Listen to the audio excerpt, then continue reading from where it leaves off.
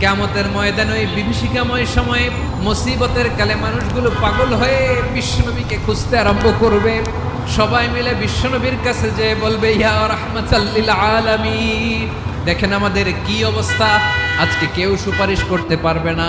সব নবীরা অপারগতা স্বীকার করেছে, তারা বলেছে আপনি ছাড়া কেউ নাকি আল্লাহর সামনে দাঁড়াতে পারবেন না, আপনি একটু সুপারিশ করেন। বিশ্বনবী মাকামে মাহমুদে যে আল্লাহু আকবার বলে সিজদায় লুটিয়ে পড়বেন, আল্লাহ রাব্বুল আলামিন বিশ্বনবীকে এমন কিছু চমৎকার শব্দ শিখাবেন, ওই শব্দগুলো দিয়ে আল্লাহর প্রশংসা করে বিশ্বনবী কাঁদতে আরম্ভ করবেন।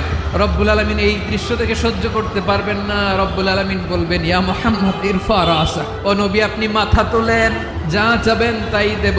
ওয়াশফা তুশাফা, যার জন্য সুপারিশ করবেন তার সুপারিশ কবুল করে নেবেন। প্রতিটি নবী বলবেন নফসি নফসি, আল্লাহ তুমি আমারে বাঁচাও আমারে বাঁচাও। বিশ্বনবী মাথা তুলবেন, তুলে বলবেন রব্বি হাবলি উম্মতি, আল্লাহ তুমি আমার গুনাহগার